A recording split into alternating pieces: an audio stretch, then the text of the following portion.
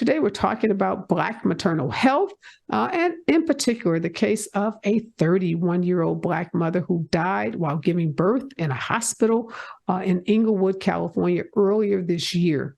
Her death, according to her relatives, was as a result of neglect and what they believe to be systemic racism that we often hear about when it comes to Black and brown mothers giving birth in the U.S., where, unfortunately, we have some of the worst maternal death rates for Black women.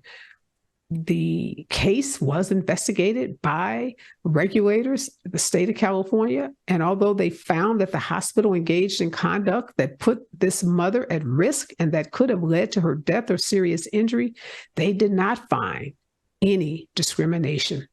And that has been the case with respect to over 270 claims of discrimination filed against doctors and hospitals in the state of California. We're going to talk in this hour about how difficult it is for there to be a determination of discrimination in hospitals, particularly as in the case of Miss Valentine. The doctor involved is herself African American, and also talk about what we can do, what we need to know, and then what we can do to improve the horrific maternal mortality rates of Black women, because Black women should not die in hospitals when giving birth. So, Mykesha, I know that I believe I read that you were at the hospital when April went in to deliver her baby, and that was the Centinela Hospital in Inglewood, California, but that you also were very much involved in filing the complaint against the doctor and the hospital after April died during childbirth. What were your reactions when you saw the findings by the California Department of Health and the California Medical Board? Yeah, so I was there a little bit after April passed, and her sister and partner were there, and going through everything that we've gone through, understanding what exactly happened, and the tragedy that was so preventable. After reading the results, it was actually disappointing. It was disappointing. It was hurtful. They were fined $75,000, but what's $75,000 to a life, and such a precious life at that? So it was definitely disappointing and hurtful. I think for me, Kimberly, what was surprising was, as Mykesha said, there was a fine of $75,000 levied against the hospital, but there was also factual findings that the hospital did not take into consideration certain risk factors. April apparently was complaining about heaviness in her legs and made multiple complaints that were dismissed by the staff at the hospital. So there wasn't an exoneration of the hospital, but there was actual findings that they didn't give her the kind of care, the proper care that she deserved, and that they did put her at risk for serious injury or death. Now, obviously, this report that came out didn't identify her by name, but the account that they give in the report is exactly on point with that which her partner and her sister has given as well. So were you shocked to find that the regulators whose job it is to regulate these kinds of situations didn't make a more substantial finding towards this hospital?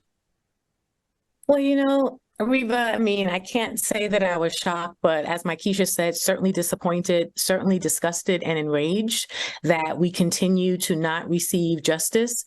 And I think part of the issue is that these regulators are looking at this issue without context, right? Without understanding that having your pain levels dismissed is a common thread in pretty much every story that we've been hearing. And if we could actually not try to act as if this was just a one-off tragedy, but if we could see the patterns and the threads, that would help us understand that actually this was discrimination, this was bias, because this is known to be a pattern of behavior that disproportionately happens to Black people while giving birth than it does to anybody else. These things around, you know, requesting help and being ignored. This is exactly what our IRTH data reveals, that these are highly reported incidences among Black birthing people.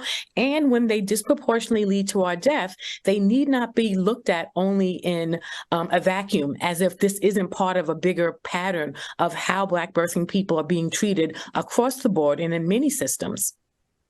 Yeah, some of the details of April's case that I've, again, got these mostly from media reports is that she had numbness and swelling in her legs, that she reported these symptoms at least 10 times over the course of 15 hours that she was at the hospital, and that it took nearly 20 hours for her doctor to see her after arriving at the hospital, that she was told by nursing staff or some hospital staff that they couldn't disturb the doctor, that she would be upset if they contacted her. Now, I know, Mykesha, that your family believes that had April been white, had she been a white woman, that she would have been treated differently. Can you shed any more light on what was happening during that 20 hours after, you know, you've talked to her partner and her sister? You know, it's kind of hard to believe, sitting back reading, that someone would make a report of numbness and swelling over 10 times and yet nothing be done. You know, that there's just no response, or even be told that I can't contact the doctor because she'll get upset. Like, that seems so absurd. Yeah. And similar to what you said, it is very absurd, and it is very much shocking. When you read about April's story, a lot of people are like, did that really happen? Yeah, it really happened from start to finish. And it's like reading a horror story. And so after talking to Mykesha, April's partner, her sister, just getting more information, April was told, and I don't know if this is in any of the articles, but she was told to strip as soon as she walked in, you know. When she walked in actually the room and was registered, had thrown her gown, strip. You know, and which already tells you the state of mind that these people are in. So you're saying they use the word strip. They didn't say, you know, you need to take off your clothing. We need you to change into a hospital gown. They just said strip. As if she was in some jail. Strip. Threw her the gown, strip. Right. And so this already tells you the mindset these people are in, the type of people they're used to serving, and the biases that they have. They start asking her questions about domestic violence and all of these things, not really caring about the person, but treating her like another number. You know what I'm saying? And so it already shows you, again, the biases and the level, their mindset that they were in when treating April, treating her like the next number, the next Black woman. Yeah, get in here so we can get you out, you know. Mm-hmm. And it's true to what you said. They were afraid of calling the doctor. And I work with nurses and helping nurses and mental health or professionals, healthcare professionals, to heal. And so as a mental health and healing specialist, that already tells me that you are fearing rejection. You are fearing people. And you know, the doctor may be dealing with issues like bullying, because that is a real thing, right? But as a healthcare professional, as a nurse, you make an oath. You take a commitment to commit to those in your care, to advocate. And they failed to do that for April because they were so dreadful of this doctor, and her death was so preventable. If they would have opened up their mouths, if they would have ran assessments, if they would have just listened to April, April would still be here today.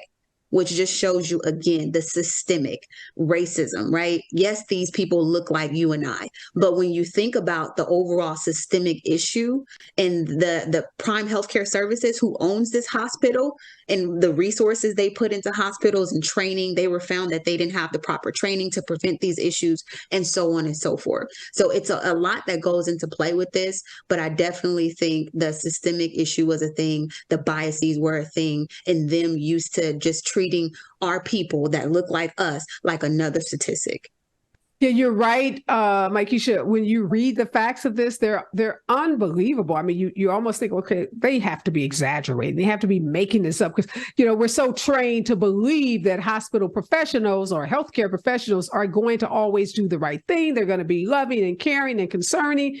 And if someone has a complaint, you know, they're going to be trying to address that person's complaint. And that does happen in a lot of situations. So this isn't, saying that all healthcare professionals are, don't take their jobs very seriously. But we know in all too often, in a lot of cases, particularly when it's Black women, we hear these stories. And Kimberly, Mykesha raised a good point. And I think another reason why some people, when they read this story, may be incredulous is because we are talking about an African-American doctor. We are talking about people of color that were involved in April's care. And typically when we talk about these, maternal mortality rates, we're talking about white doctors that have not gotten training on, this issue of Black women being dismissed, maybe having heard this myth that somehow we have higher tolerance for pain, and thinking again that it's in the context of Black-white, but this isn't Black-white. These are people of color, and April and her partner and her sister go into this hospital and they are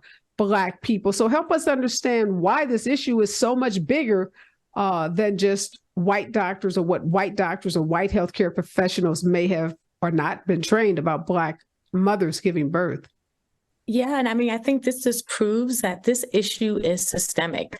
One of the other things that was very telling about this story, and Mykesha can correct me if I'm incorrect, but when we sat with Nyjah, April's partner, and he left a review in the IRTH app in April's honor, and one of the things that he shared, that this one broke me, that even when she had begun to lose consciousness, the nurses were frozen, that Nyjah himself had to administer CPR to his beloved in a hospital facility where there are literally hundreds of trained people around. So their lack of action when she was explaining her concerns, saying that this was an issue, the lack of action when now he has to literally take the role of a healthcare practitioner when she has become unconscious, that they still couldn't even spring into action. This is a deep problem. So when Mykesha's talking about biases and discrimination, we really need to understand how deeply it goes and what the impacts are. And the reason why this is not just a Black-white issue, Areva, is because we know that systems have a culture. Right. And I use this example all the time. My home city is New York City. And if I get stopped by the NYPD officer and he is Black, do I feel more safe? Probably not, right? Because we know that many times, our police officers, there's many great ones, but there is a culture that they are kind of, raised in and taught about that actually can be more powerful than their own racial identity, right? And so we know that some doctors, unfortunately, have absorbed some of the systemic racism that is part of the healthcare system, the same healthcare system that, quite frankly, was never built for Black people. And so even when they are Black, many of them, unfortunately, have adopted this culture. We also saw this in the disgusting incident in Atlanta with that infant who was emaciated during childbirth. And so, unfortunately, it is not just enough to say this is an issue about Black providers. It is a cultural and systemic issue within healthcare, and it needs to be rooted out for everybody. Yeah, I did read that, Kimberly, about her partner jumping into action, having the courage, the presence of mind to take immediate action, to start giving his partner, his girlfriend, his mate, his fiance, CPR, and you're in a hospital. That kind of floored me. I can't even, I just want to meet him and give him a big hug and just, I don't even know, again, very many people that would be able to take action like that, particularly when a woman that has been obviously in labor for as many hours as she has. You would think there would be people right by her side. There wouldn't even be an instance where somebody would have to go and get someone. They would be monitoring her so incredibly closely. That part of that story is just harrowing. Mykesha, so here we have this hospital, Centinela Hospital, is in Inglewood, California. And now we've got news that they are closing their OBGY in maternity ward. So you're not going to be able to go to that hospital and deliver a baby. Now, I don't know if that was the outcome. I think I did read that that wasn't the outcome that April's partner wanted, because he recognized that there was a shortage of labor and delivery facilities in his community. Was that the outcome that you wanted, or any others of your family wanted? Yeah, great question, Areva. So really, we wanted transformation, and to say the least. We want transformation. We want restoration. And closing something doesn't bring restoration. It's almost as if it's kind of a slap in the face. Well, since you guys feel like we can't do it right, then we're not going to do it at all. But we're hopeful that, this thing is going to come back around and there will be restoration. But that's not what the ultimate goal was. Yeah, Kimberly, what do you know about the closure of Sentinel? I know you have some projects going across the country, and one of them is in California. Did that take you by surprise, or do you have any information about, how certain it is that Sentinel Hospital will close its labor and delivery? Yes, Centinela has already closed its labor and delivery unit. That has happened, and it is deeply concerning. As Mykesha is saying, this is a slap in the face. It's almost like, a big middle finger to the community to say, how dare you, Complain, resist right? And complain. And now we were remove services that are so needed, right? And we reached out. Our job, our work with IRTH, we help hospitals improve. We use data to help them improve. We use what we're learning all across the country to help hospitals come into an improvement plan. We reached out to Centinela many times, asking them if we could help them improve. To Mykesha's point, we could help you transform by being accountable to the community and listening to your community as a data set that can help you to figure out what you need to do to provide more safe and equitable care. And they were not responsive. We did not hear from them after multiple attempts to reach out to them. And really, this is a very bad precedent for what health systems can do. Instead of doing the work to improve, that they can simply walk away. It's a very dangerous precedent, and hopefully one that we will not have to see repeated. Yeah, what a chilling effect that could have on a family.